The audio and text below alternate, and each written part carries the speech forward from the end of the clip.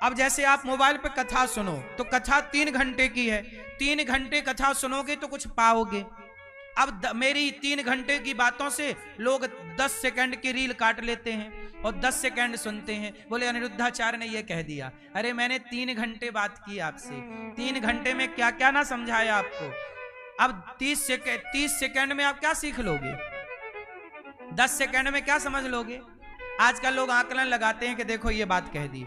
अरे भाई पूरी बात तो सुनना सीखिए, पूरी बात सुनी नहीं आपने, आपने सुना 10। अब 3 घंटे में केवल 10 सेकंड सुन के आप क्या सीखोगे। इसलिए ठहराव लाइए, ठहराव जरूरी है।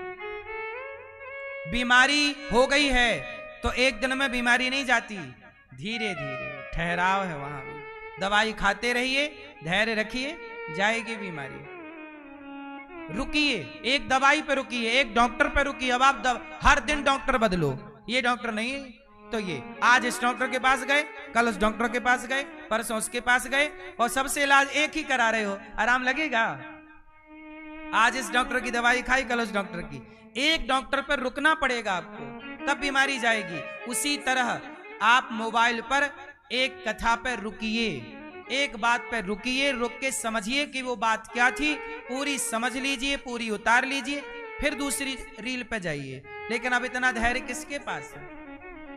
आप लोग मोबाइल 1-1 घंटा चलाते हैं और मोबाइल चलाने के तुरंत बाद आपसे पूछा जाए कि आपने क्या देखा, आप तुरंत बता ना पाओगे कि आपने अभी 1 घंटे तक जो मोबाइल पर चलाया उसमें देखा क्या, सीखा क्या। आपको कुछ नहीं पता, बस देख रहे हैं। बोलो हाँ।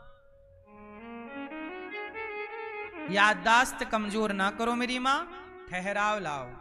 थोड़ा एक गीता पढ़ो, रामायण पढ़ो, याददाश्त इससे बढ़ती है। दूर का देखो, समुद्र को, नदी को और जंगलों को, पहाड़ पर्वतों को देखिए, आकाश को देखिए, चंद्रमा को देखिए। जितना दूर का देखेंगे आप उतने बुद्धिमान होंगे, जितना पास का देखेंगे। याद रखिएगा, मां बच्चे को यहां रखती है कांख में, बोलो हाँ। और जब मां बच्चे को ऐसे पकड़ती है तो कहते हैं ना कि बच्चा, मां अपने सिर के बराबर बच्चे का सिर रखती है। जब यहां कांख में रखेगी तो मां और बेटे दोनों का सिर एक बराबर हो जाएगा। जहां मां का सिर है वहां बच्चे का भी हो जाएगा। यहां पकड़ेगी ना मां, तो जितना मां देखती है उतना ही बेटे को दिखाती है मां। लेकिन बाप होता है ना, वो अपने बेटे को अपने कंधे पे बिठाता है, तो बेटे का सिर बाप के सिर से भी ऊपर हो जाता है। मतलब बाप ये कहता है कि बेटा, जहां तक मैं ना देख पाया वहां तक तू देख, जहां तक मैं ना पहुंच पाया वहां तक तू पहुंच। जो कामयाबी मैं ना पा सका वो कामयाबी तू पा। तो मां अपने बराबर का दिखाती है, जबकि बाप अपने से। इसलिए ज्यादा देखो, लंबा देखो, दूर का देखो, पास का ही ठीक है। क्या है, जिसका लक्ष्य बड़ा है ना वो बड़े होते हैं, जिसका लक्ष्य छोटा है वो छोटे रह जाते हैं। इसलिए कुएं के मेंढक ना बन जाइए, आप समुद्र में रह रहे हैं। इसलिए मेरी मां, मोबाइल बहुत अच्छी चीज नहीं है। हाँ, मोबाइल में कुछ चीजें अच्छी हैं, आप पढ़ते हैं मोबाइल से तब अच्छा है, आप अच्छी चीजें सीखते हैं तो अच्छा है। अब आप रील देख रहे हैं दिन भर, कोई नाच रही है वो भी देख रहा, कोई गड्ढा खोद रहा वो भी देख रहे हो, है ना, कोई बिल्ली पट्टी कर रही है वो भी देखने लग गए। मतलब आप मोबाइल पर देख के आपको पता ही नहीं कि आपको देखना क्या है, आपका लक्ष्य क्या है। देखना सब देख रहे हो आप, सब ना देखो। जो आपको देखने योग्य है वो चीजें देखो। सब क्या देखोगे, मोबाइल पर कुछ भी आता है, कुछ भी आता है। बोलो हाँ। तो आपको देखना क्या है, क्या देखना है, आप क्या देखना चाहते हैं मोबाइल पर। जो देखना है वो सर्च करिए, वो सर्च करिए, वो देखिए जो देखना है। अब आप कुछ भी देख रहे हैं, एक रील में नाच रहा था कोई, दूसरे रील में कुत्ता काट रहा था किसी को, तीसरी रील में बैल मार रहा था किसी को, चौथी रील में कोई अपना खेत में गड्ढा खोद रहा था, पांचवी रील में कोई पतंग उड़ा रहा था, छठवीं रील में कोई पति पत्नी लड़ रही थी, पांचवी रील में ये सब देख रहे हैं। क्या होगा इससे, क्या लाभ है आपका? फिर अरे एक चीज देखो ना भाई, एक जगह ठहरो, तुम जो देखना चाहते हो सर्च कर लो, वो देखो, पूरी जानकारी लो। आधी जानकारी किसी काम की नहीं, आधा ज्ञान किसी काम का नहीं। आध जल गगरी छलकत जाए। आधा ज्ञान रखने से अच्छा है कि ज्ञान मत रखो, या तो पूरा रखो। इसलिए मेरी माँ, अपने बच्चों को इन बुराइयों से बचाओ। बच्चों, आप लोग तो नहीं देखते रील वील? मोबाइल देखना चाहिए, पर मोबाइल पे वो चीज देखो जो आपके काम की है, जो आपके पढ़ाई की मतलब की है, जो आपकी पढ़ाई में आपका सहयोग कर सकती है, वो चीज देखो। लोग कुछ भी देख रहे हैं, बताओ सही है सब कुछ भी देखना? अब बताओ, द्रौपदी के कपड़े उतर रहे हैं और सब लोग देख रहे हैं। सब लोग देख रहे थे इसलिए महाभारत हो गया। कुछ भी नहीं देखना चाहिए कि आप कुछ भी देख रहे हैं। द्रौपदी के कपड़े उतर रहे हैं और पितामह भीष्म देख रहे हैं। क्यों देख रहे हो? विरोध करो, मारो दुशासन को थप्पड़। क्यों नहीं मारा आपने? आपने रोका नहीं। जब आप देखते हैं ना हर चीज, तो महाभारत हो जाती है। इसलिए हर चीज नहीं देखना चाहिए। जो देखने योग्य है वो देखो, जो खाने योग्य है वो खाओ, जो बोलने योग्य है वो बोलो। कुछ भी ना बोलो, कुछ भी ना खाओ, कुछ भी ना देखो। एक दिन हमने बताया था ना कि देखना पाप भी है, देखना पुण्य भी है। कल ही शायद हमने बताया आपको ये सब बातें। इसलिए मेरी मां, कपिल भगवान ने माता देवहूति को दिव्य ज्ञान दिया। मां सिद्धा नाम तितिक्षवः कारुणिकाः सुहृदः सर्वदेहिनाम अजात शत्रवः शांता साधवः साधुभूषण। सहनशील बनो, अपने मन को भगवान में लगाओ। थोड़ा सब मोबाइल उबाइल रखो, ध्यान करो, भगवान का चिंतन करो, भगवान के चरणों का ध्यान करो, भगवान की दिव्य लीलाओं का चिंतन करो। कल भगवान के ज्ञान से मां सिद्धा नाम की नदी बनकर बह गई। कपिल देव जी ने आचमन किया, गंगा सागर चले गए। बोलिए कपिल देव भगवान की। मनु जी महाराज की तीसरी बेटी है प्रसूति। प्रसूति का विवाह हुआ दक्ष से। दक्ष की सबसे छोटी बेटी का नाम है माता सती। दक्ष की सबसे छोटी बेटी कौन? कौन माता? माता सती। माता सती। माता सती का विवाह भगवान शिव से हुआ। एक दिन शंकर जी माता सती को लेके कथा सुनने गए, तो माता सती को भगवान राम पर संदेह हो गया। क्या हो गया? क्या हो गया मेरी मां? संदेह। कैसा संदेह? माता सती बोली, भगवान शंकर ने राम को प्रणाम किया। उस समय राम जी सीता मां की खोज कर रहे थे। सीता सीता। राम जी की पत्नी सीता मैया को रावण ले गया, तो राम जी खोज कर रहे, पशु पक्षी से पूछ रहे, पेड़ पौधों से पूछ रहे, मेरी सीता कहां, मेरी सीता कहां। जब सीता मां के बारे में पूछ रहे, खोज रहे, तब ऊपर शंकर जी और माता सती कथा सुन के वापस कैलाश जा रहे थे। तो शंकर जी की नजर पड़ गई राम में कि राम तो खोज रहे हैं, तो शंकर जी को प्रणाम कर लिया। शंकर जी को क्या किया? शंकर जी ने राम को प्रणाम, हे राम आपकी जय हो। तो माता सती बोली, किसे प्रणाम कर रहे हो? शंकर जी बोले, ये राम है, भगवान है। माता सती बोली, ये भगवान नहीं हो सकते। भगवान होते तो अपनी पत्नी का पता ना लगा लेते कि मेरी पत्नी कहां है। भगवान को तो सब पता होता है, अंतर्यामी है। तो उन्होंने अपने भगवान है तो अपनी पत्नी का पता क्यों नहीं लगाया? अब माता सती को भगवान राम पर क्या हो गया? संदेह। क्या हो गया मेरी मां?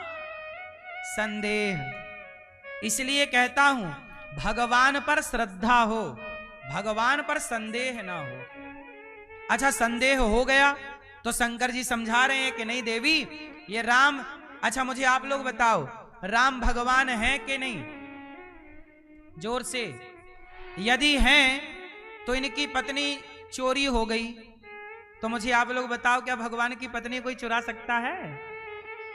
तो इनकी कैसे चोरी हो गई? वो चोरी हो गई तो भगवान तो सब जानते हैं, फिर पता क्यों नहीं लगा लिया कि मेरी पत्नी रावण लेके गया है? अब बताओ, यदि राम भगवान है तो अपनी पत्नी का पता क्यों नहीं लगाए? ये उत्तर कौन देगा? कौन बताएगा? राम भगवान है कि नहीं? तो पत्नी का पता क्यों नहीं लगाया? क्यों? क्यों? हाँ, क्योंकि भगवान राम को लीला करनी है। जैसे कोई पिक्चर बनती है, मूवी बनती है, तो उसमें जो एक्टर होता है उस एक्टर को एक्टिंग करनी होती है।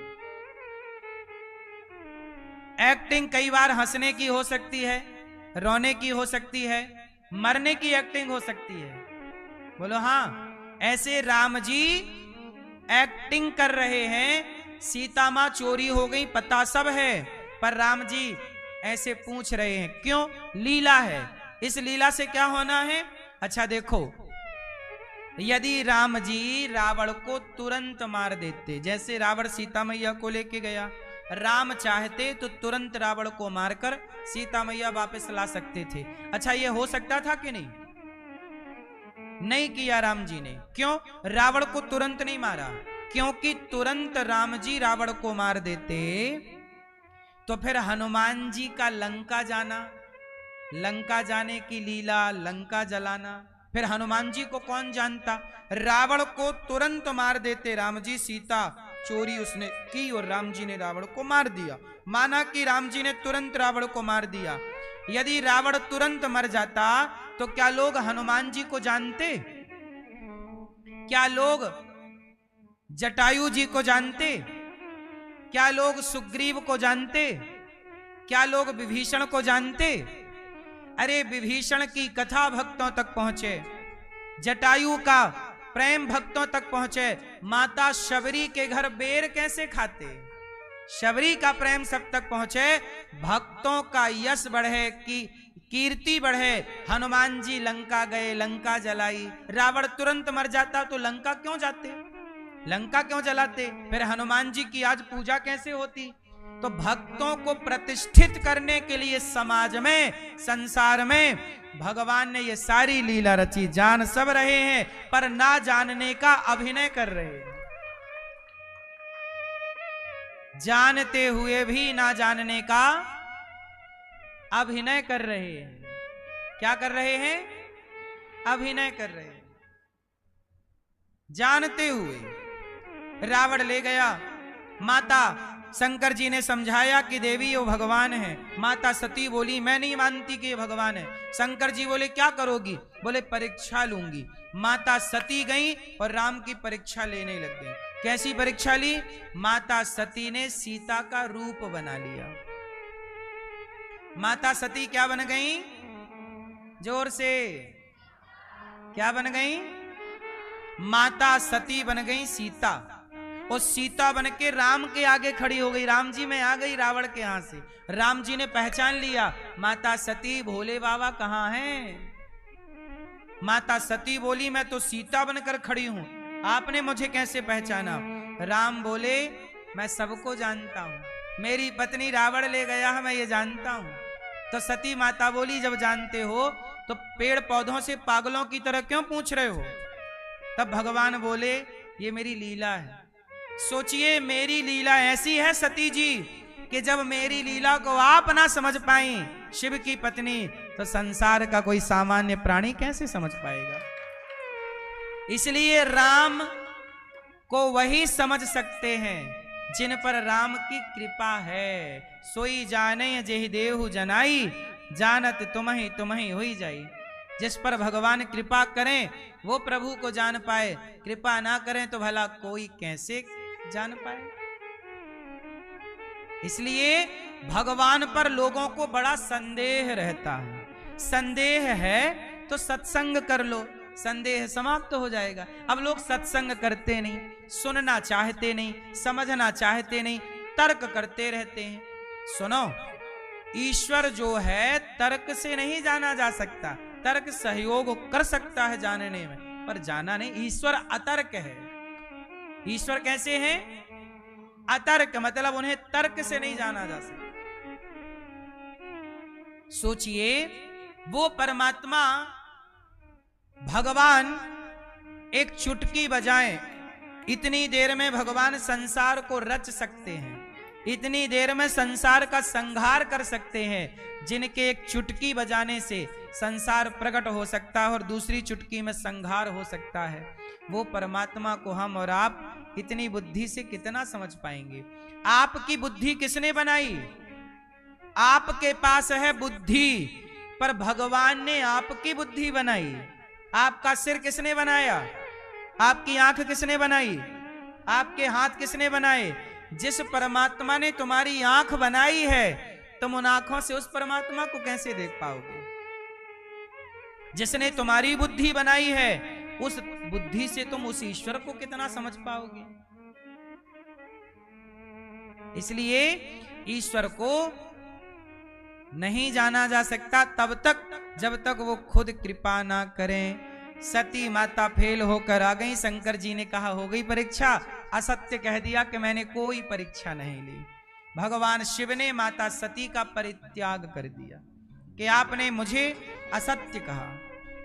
नहीं असत्य समपातक पुंजा। भगवान शिव ने माता सती का त्याग किया। माता सती अपने पिता के यज्ञ में गई बिना बुलाए। दक्ष प्रजापति ने यज्ञ किया, उस यज्ञ में गई। और वो यज्ञ क्यों हुआ था? भगवान शिव का अपमान करने के लिए दक्ष प्रजापति ने वो यज्ञ रचा और उस यज्ञ में भगवान शिव का अपमान हुआ। सबको बुलाया गया पर शिव को नहीं बुलाया। माता सती ने देखा कि यहां मेरे शिव का, मेरे पति का अपमान है। माता सती बेचारी योग अग्नि में जलकर भस्म हो गई। माता सती को जलता हुआ देख भगवान शिव कैलाश से दौड़े और माता सती से इतना प्रेम था कि माता सती को हृदय से लगा लिया और माता सती जलती हुई हृदय से लगी हैं और दौड़ रहे हैं शिव। तब भगवान विष्णु को दया आई और कहा कि माता सती तो प्राणहीन हो चुकी हैं, अब इनके शरीर को आप लेके डोल रहे हैं। शंकर जी छोड़ नहीं रहे। तब भगवान नारायण ने अपने सुदर्शन से माता सती के 52 टुकड़े किए। तो जो अंग जहां गिरा वह एक एक शक्ति पीठ बनती चली गई। तो 52 शक्ति पीठ बनी। बाद में वही सती माता पार्वती बनकर के आई और पार्वती के जब बनकर आई, दक्ष का यज्ञ विध्वंस किया, बकरे का सिर लगा के पूरा किया। और शिव की पत्नी माता सती जब पार्वती बनी तब भगवान शिव का पार्वती जी के साथ विवाह हुआ। बोलिए शंकर भगवान की। तो ये माता पार्वती के पूर्व जन्म की कथा है, माता सती की। तो आपसे हम केवल ये कहना चाहते हैं कि भगवान का तिरस्कार, अपमान लोग कर देते हैं लेकिन समझते ही नहीं। थोड़ा तो समझने की बुद्धि रखो। आप ये सिद्ध कैसे करोगे कि ईश्वर नहीं है? आप ये सिद्ध नहीं कर सकते कि ईश्वर नहीं है। क्यों कोई कर सकता है? जो लोग कहते हैं कि मैं ईश्वर को नहीं मानता, तो आप उनसे सवाल करना कि तुम ईश्वर को नहीं मानते तो सिद्ध करो कि ईश्वर नहीं है। कोई सिद्ध नहीं कर सकता कि ईश्वर नहीं है, पर समझदार कोई भक्त ये सिद्ध कर सकता है कि ईश्वर है। ईश्वर है ये सिद्ध हो सकता है, पर ईश्वर नहीं है ये सिद्ध नहीं हो सकता। अब जो नहीं मानने वाले हैं, तो देखो राम के जमाने में भी राम को ना मानने वाले जैसे रावण लोग थे। कृष्ण के जमाने में भी दुर्योधन जैसे लोग कृष्ण को ना मानने वाले थे।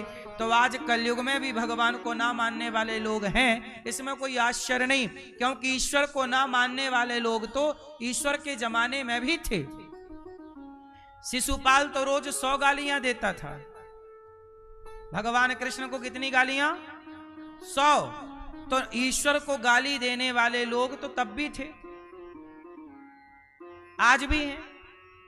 आज भी आपने सुना कि आज भी कुछ लोग राम के पुतले जला रहे हैं। तो राम को गाली देने वाले, भगवान कृष्ण को गाली देने वाले लोग शिशुपाल जैसी विचारधारा के तब भी थे, आज भी हैं। लेकिन बिगाड़ क्या लिया शिशुपाल ने? 101 भी गाली हुई तो सिर काट दिया। इसलिए भगवान सब कुछ देख रहे हैं, सबको देख रहे हैं। इसलिए मेरी माँ आपसे मेरी इतनी प्रार्थना है, भगवान शिव माँ पार्वती के संग कैलाश में विराजे गृहस्थ जीवन में। और शिव जी कौन है? दया की मूर्ति, कर्पूर गौरम करुणावतारम, करुणा के अवतार हैं शंकर जी। कर्पूर गौरम, कपूर की तरह गोरे हैं शंकर जी। संसार सारम, संसार का संहार करने वाले हैं शंकर जी। संसार सारम, भुजगेंद्र हारम, सांपों की माला। हार किसका है? सांप गले में लटका है। क्यों? सांप मृत्यु है। सांप मतलब काल, तो जो काल से, मृत्यु से सब डरते हैं, पर शिव कहते हैं मेरे हृदय में राम है, तो काल मेरे गले में पड़ा हुआ है। इसलिए नाम है कालों के काल महाकाल। इसलिए मेरी मां शिव जी भभूति लगाते हैं। भभूति क्यों लगाते हैं? वो भस्म किसकी होती है? मुर्दे की, चिता की। चिता की भस्म रमाते हैं। मानो दुनिया वालों से कहना चाहते हैं कि लोगों घमंड ना करना, आज नहीं तो कल तुम एक दिन राख बन जाओगे। ये देखो मेरे शरीर में लगी है। आज नहीं तो कल क्या बनोगे? राख बनोगे, भस्म हो जाओगे। घमंड ना करो साहब, ज्यादा अकड़ में ना रहो। ईश्वर ने पैसा दिया है, उसका अभिमान ना करो। पैसा दिया है तो परोपकार करो, किसी की सहायता करो, किसी की सेवा करो। पैसे से किसी का अपमान ना करना, किसी को पैसे से मरवा मत देना, पैसे से कभी दुरुपयोग ना करना। पैसा दिया है परमात्मा ने, आओ हम सब पैसे से क्या करें? सेवा करें। अब बताओ, गौरी गोपाल आश्रम में इतनी सारी सेवाएं हैं, 310 माताएं रहती हैं यहाँ। अब बताओ इनकी सेवा करने के लिए पैसा चाहिए कि नहीं? बोलो हाँ। तो बिना पैसे के सेवा कैसे होगी? इसलिए पैसा है तो सेवा में लगाओ। मैं भागवत सुनाता हूं आपको। मुझे भागवत सुनाने का जब पैसा मिला तो मुझे लगा कि ये पैसा तो मेरी जरूरत से ज्यादा है। जब शुरुआती की बात बोल रहा हूं मैं पहले भागवत करने जाता था ना, तो मुझे भागवत जी में 5,000 10,000 रुपए मिल जाते थे। बाद में 20,000 रुपए मिलने लग गए, बाद में 50,000 मिले। तो मुझे लगा कि ये पैसा तो मेरी जरूरत से ज्यादा है। मेरी जरूरत क्या थी? मेरे पास कोई जरूरत नहीं थी। पहनने को आप लोग कपड़े दे देते हो, ये कपड़ा आप लोगों ने दिया, मैंने पहन लिया। आप लोगों ने देखो माथे पे पगड़ी लगा दी, मैंने पहन ली। किसी ने घड़ी दी, मैंने घड़ी ले ली। तो लोग देते गए, हम उसको पहनते गए, पर पैसा मेरे पास मेरी जरूरत से ज्यादा था। भागवत जी में पैसा मुझे मेरी जरूरत से ज्यादा मिलने लगा। तब मुझे लगा कितना पैसा मिल रहा, मैं क्या करूंगा। एक बार मुझे 50,000 रुपए मिले सबसे पहली बार। तो 50,000 रुपए मेरे लिए बहुत थे। मुझे लगा कि मैं इसका करूंगा क्या।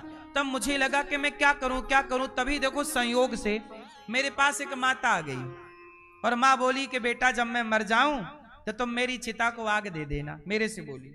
मैंने कहा अच्छा। संयोग से मैं उनके गांव में कथा सुनाने गया था, तो मैया आई रोती रोती। मैंने कहा मैया तुम्हारा तो बेटा है। अच्छा, मैं मैया को जानता था, कथा में ही मिली थी तो मैं जान गया। उन्होंने घर भी ले गया मुझे, तो मैं जान गया कि मैया के घर में एक बेटा है, बहू है और 2 बच्चे हैं, पोता पोती।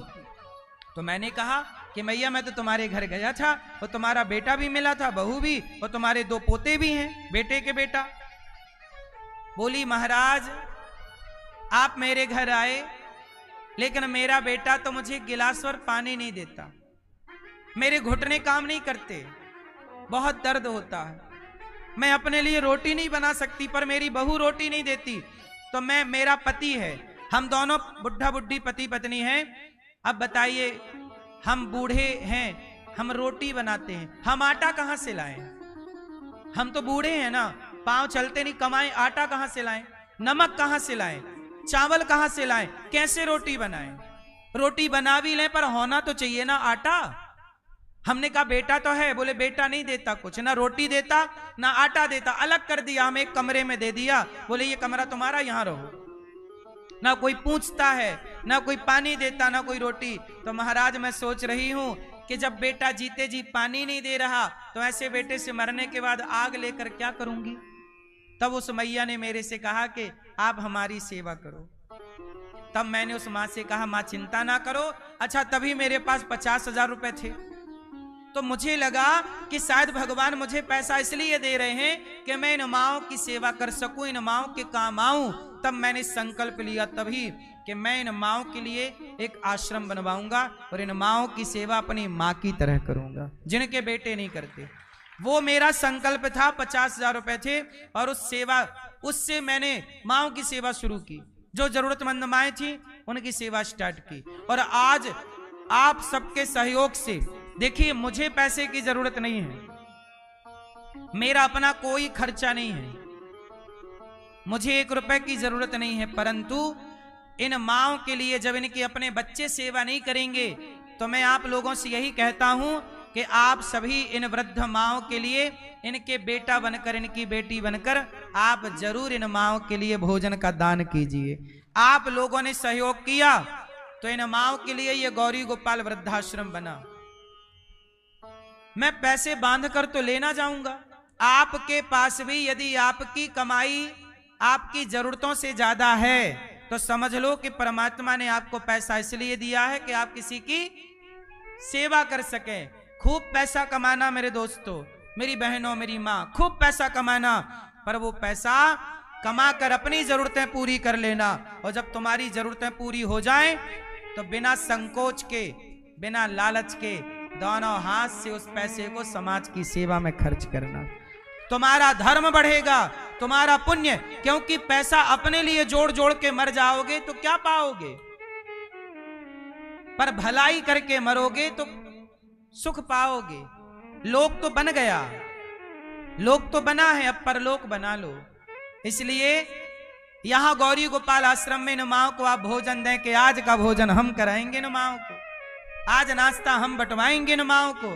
आप ये नाश्ता आज ये मैया ने नाश्ता बंटवाया कि आज हमारी ओर से माओं को ये, तो देखो इन माओं की सेवा आपके सहयोग से, यदि आपकी रोटी, और याद रखना हमारी माएँ जो खाती हैं वही हम खाते हैं। यदि इन माओं को आप भोजन देते हो तो आप ये समझना कि आपने वो भोजन केवल माओं को नहीं, ये दास अनिरुद्ध को भी आपने रोटी दी है।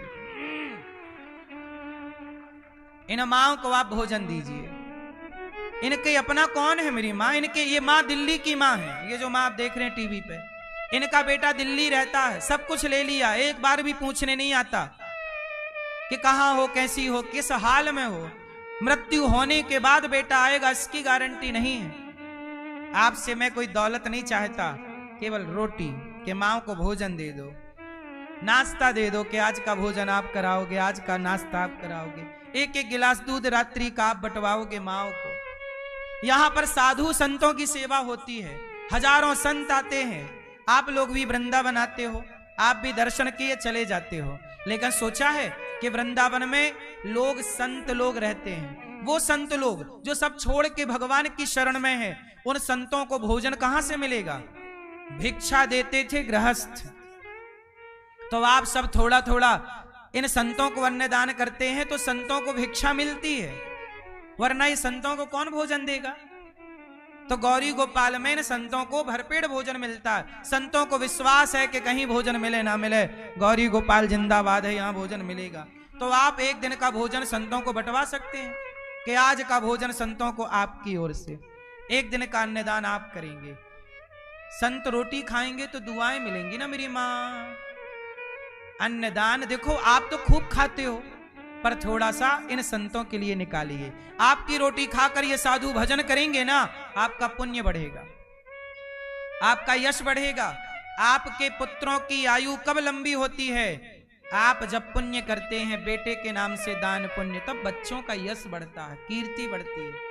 यदि बेटा सफल है तो निश्चित उसके माँ बाप पुण्यात्मा रहे होंगे, माँ बाप के पुण्य से ही बच्चों का यश कीर्ति बढ़ता है। यदि माँ बाप पुण्यात्मा नहीं है तो बच्चे स्ट्रगल करते करते मर जाते हैं, जरा भी तरक्की नहीं होती। क्यों तरक्की नहीं हो रही है तुम्हारे बच्चों की? क्योंकि तुम पुण्यात्मा नहीं हो। ये वचन मेरा नहीं है, बाढ़ है पूत पिता के धर्मा, कहावत सुनी कि नहीं ये वाली? माँ बाप के पुण्य से बच्चों का यश कीर्ति बढ़ता है।